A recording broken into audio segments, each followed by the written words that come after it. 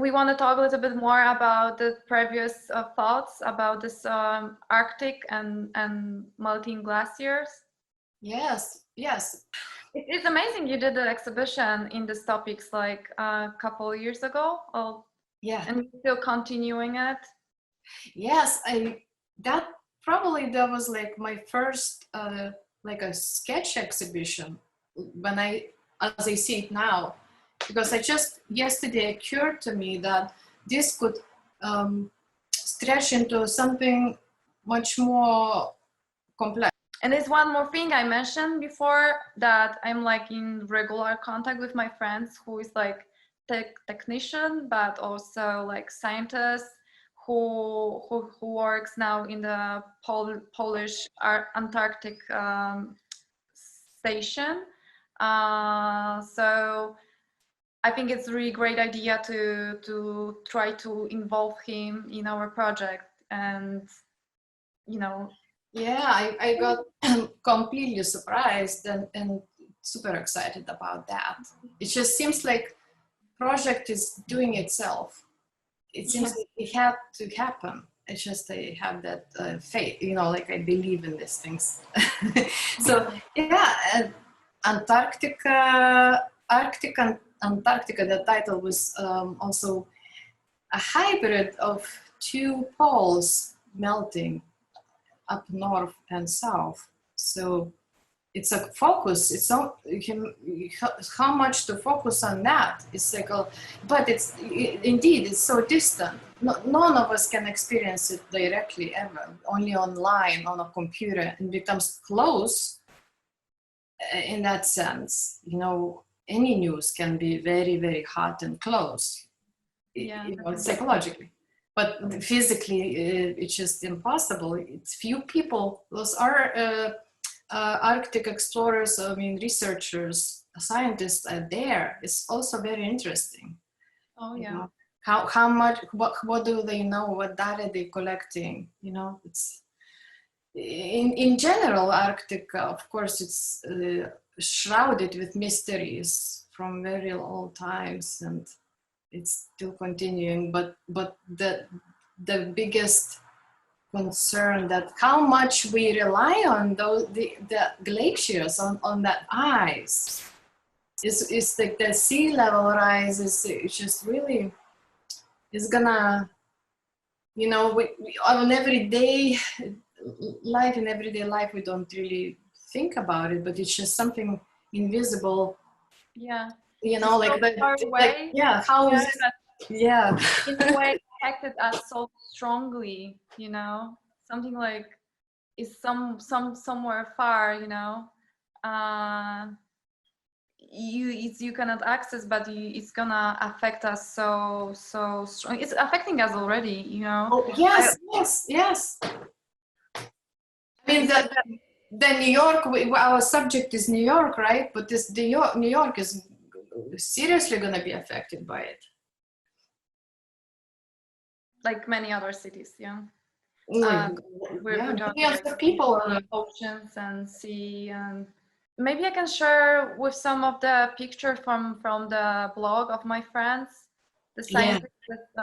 So his name is Piotr. He was already on 2 missions. He was in Antarctica before and in Antarctica once, and now he's second time in Antarctica. And they have a station in, they call this place Arctowski station, Polar Station. Yeah, Arctowski Polish Antarctic Station. From the name of the guy who was like Polish scientist who was one of the first who explored the Antarctic with the Belgium group in like beginning of the 20th century. Yeah. So you can see the station is. I wonder if anybody went to the middle of Antarctica. It seems like it's really an explored area. I'm sure there were some people who. I don't know. The flag or a flag of the country coming from something. So here we had this. You see the view of the station. Really yeah. So now, from what I know, they're like during the winter time, so you don't have any contact with the world. Like there are no ships coming, there are no other people visiting. Like they're just cut off from the civilization. How do they communicate? Do they have any technology? Like Yeah, yes, the Piotr is exactly the one who is like responsible for communication. So they have some connection, internet connection. He's taking care of. The connection is not very well, honestly. I was talking with him on WhatsApp, and then sometimes you feel like it's like kind of echo of our voices. Right. Sometimes it's like there are some breaks. So. Ah. So they Wow. have this blog. They run with his wife. Yeah. So they have many visitors, but not the humans. But they have a seals, for example, you know, visiting. Very cute. I remember we briefly talked about how we would imagine him being part of this project. We're talking about involving not necessarily just visuals, but also could be sounds. Oh yeah. Yeah, because we kind of want to recreate this mental state of an experiencer. Yes. Right? Like we all both would be interested in that kind of thing. Yeah, definitely. I mean, you know, I think to get the sound, it won't be difficult. And especially there, it's so famous, the wind, the sound of the wind. Yes. Even the Arctowski, the first scientist who get there, Polish scientist, he was specialized in the wind, and he was a like meteorologist, but he did this research about how the wind impact your body and how it's blowing the temperature of your body. So his first research there was about that. Oh, interesting. So, yeah, so the wind can be super strong there, like 200 kilometers per minute or something like that. I don't know what's the exact measurement. Okay, we can talk about this later, how we're gonna include what his part would be in this, you know? So, yeah. But do you have that program, virtual program? Yeah. Do you like to show? Yeah, I will show you. Yeah, I can show you. Okay, so this is some of the works you sent me. We could probably go straight to that drawing. This one, or? Yeah, I think we should try this one because I like how the letters play, they transform in your program. Okay, and that was the one of the paintings you did. Yeah, for the show Arctica, Antarctica, and this is I've done several of the drawings with the writings. Yeah. One word, Arctica, Antarctica, and I write it differently. Yeah, I see now. Yeah, it's like, yeah. This one is handwriting, but there is another one I will show you, which is typewritten. So we could check more drawings, how it looks like on the program. Not necessarily now, but I like it. So let's try with this one, yeah? Yeah, okay. So this is the simplest way, you know, to do it. And then it became kind of like mountains. Yeah, it became like ice mountains, like a glacier. Justyna, is it okay to make it a little bit sharp, like detail, like we could see more detail? Let me see. Ah, wow, it's so... Yeah, but what we can do, you know, like we can really decide how it's gonna look. You know, if it's gonna be small mountains, how deep it's gonna be. Can it move, be animated? Yeah. You know, we're not gonna do it now, but we should. Yeah, it's more like, we can have it in our minds, you know, how in general it works. And then if we make a decision, if you go in this direction, we can, you know, spend, you know, 2 or 3 meetings just to work on the form. Right. But we can animate it very easily, as you see. So animation it would stay, let's say, on your virtual reality like space. It would breathe. Let's say it would breathe. Yeah. Things can move, right? Yeah, we can loop the movement, for example. Okay. So Okay. it's not like going up and down, like breathing. Okay. Yeah. Yeah. Inhale, exhale. Cool. Yeah, this is quite nice. And can you imagine, like, you can walk, you know? Yes. Yeah. You can walk into this, like, you can be like super small, you know? Yeah, because in the middle of this, yeah, you can because also go just around, you know, as a viewer. right. You could be inside. Yeah. So, you know, I like the idea of, you know, the experiencer is becomes that one with the glacier in a way, you know, like you're not observing in my mind, you know, like you're not observing just like, oh, I'm gonna drink coffee and I'm looking at a nice view, but you're kind of like experiencing it at the same time. You want to share the screen? Yeah, I would like to share the screen. Okay, so I'm gonna. Yeah, you're gonna. Okay.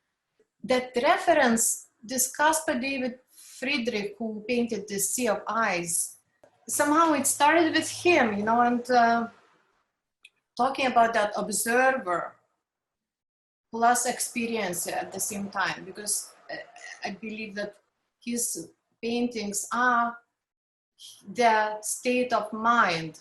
Oh yeah. Know, experiencing. That's a very good reference. Yeah. You know, and it's eyes of sea. Yeah, I know this painting. It's beautiful, and it's amazing because probably he never, you know, for sure he hasn't a possibility to visit the far Arctic or Antarctic, but maybe he has some photographs. But the painting is more like telling about the feelings, emotions, and it's like kind of the statement of the mind, more even than just landscape. Right, and this is what I am interested in, like to include emotion and feeling, not just this be that dry, something like piece of information, right? Yeah, exactly. Ieva, because now I see this is one of the drawings you're showing me now, or? Yeah. This is with the typewriter, yeah. Is that kind of like a poem, yeah? Because I see this Arctic, Antarctic, yeah? Yes. R K K K K T E E E K K K K A A. With the one word you want to try to, or you try to connect two poles, you know, two parts. Yeah, I'm connecting two poles with one word, and then becomes like mantra or maybe song. And it's just this drawing more like writing. Now it's like writing and drawing. It's just maybe almost the same thing, you know. I know that Arctica is revealing, this melting revealing a lot of old things, forgotten, frozen for millions of years. And fossils, yeah. And then it kind of feels like it's like revealing our own oblivion, you know, what we forget, what we don't remember, you know. Yeah, exactly. And maybe it's like becoming our state of mind, or sort of becoming awake from deep sleep.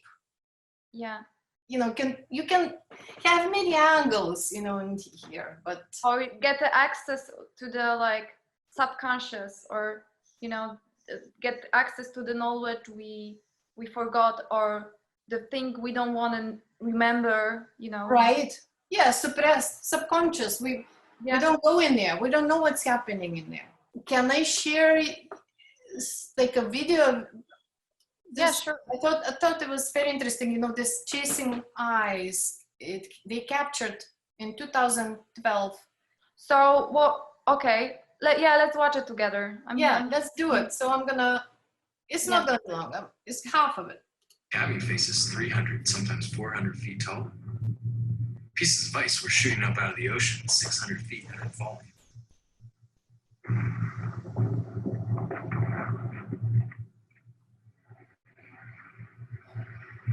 The only way that you can really try to put it into scale with human reference is if you imagine Manhattan. And all of a sudden, all of those buildings just start to rumble and quake and peel off and just fall over and roll around. This whole massive city just breaking apart in front of your eyes. Wow, amazing. These guys filmed it. We're just observers. These two little dots on the side of the mountain. And we watched and recorded the largest witness calving event ever caught on tape. So how big was this calving event that we just looked at? We'll resort to some illustrations again to give you a sense of scale. It's as if the entire lower tip of Manhattan broke off, Oh my God. except that I the know. thickness, the height of it, is equivalent to buildings that are 2.5 or 3 times higher than they are. Wow.